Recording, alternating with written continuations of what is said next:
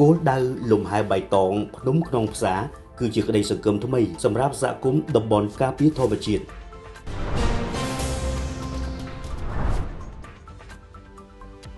កឧត្តមបណ្ឌិតអៀងសុផល្លែតរដ្ឋមន្ត្រីក្រសួងបរិស្ថានបានអញ្ជើញក្នុងពិធីសម្ពោធបើកការដ្ឋានសាងសង់ផ្លូវចូលទៅកាន់ភ្នំខ្នងផ្សារនិងហេដ្ឋារចនាសម្ព័ន្ធបម្រើឲ្យគោលដៅលំហែបៃតង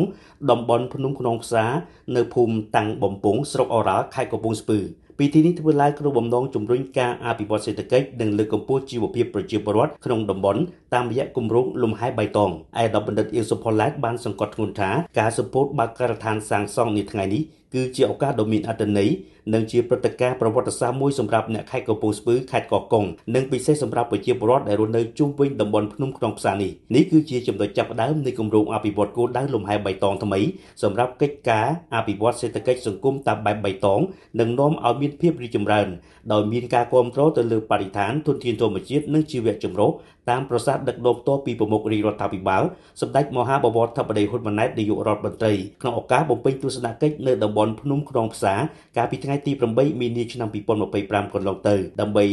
ទទួលយកព័ត៌មានផ្ទាល់ពីសហគមន៍និងពិនិត្យអំពីសក្តានុពលនៃតំបន់នេះការចាប់ផ្ដើមអនុវត្តគម្រោងនេះគឺ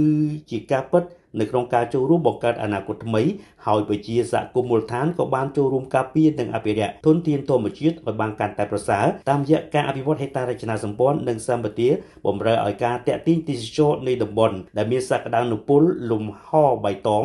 នៃឧទ្យានជាតិជួរភ្នំក្រវាញនៅក្នុងភូមិសាស្ត្រខេត្តកំពង់ស្ពឺនិងខេត្តកោះកុងសូមជម្រាបជូនថាពិធីសម្ពោធបើកការដ្ឋានសាងសង់ផ្លូវចូលទៅភ្នំខ្នងផ្សារនិងសំណង់ហេដ្ឋារចនាសម្ព័ន្ធបម្រើឲ្យគោលដៅលំហែបៃតងតំបន់ភ្នំខ្នងផ្សារនេះពេលនេះរួមមានផ្លូវក្រាលគ្រួក្រហម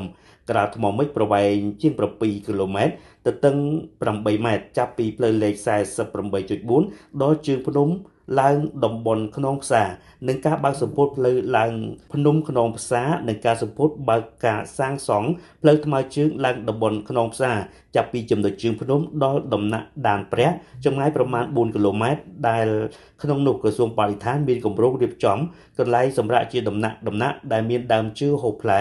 និងឈើព្រៃផ្ដល់ម្លប់និងអាចអ្នកទេសចរបានសម្រាប់ផងនិងអាចទទួលទានផ្លែឈើផងក្នុងនោះសម្រាប់គម្រោងរបស់ក្រសួងបរិស្ថាននឹងផ្ដល់ជូនអ្នកទេសចរឡើងភ្នំខ្នងផ្សារបានពិសាទឹកស្អាតដែលចម្រោះចេញពីទឹកធម្មជាតិប្រភពពីលើភ្នំ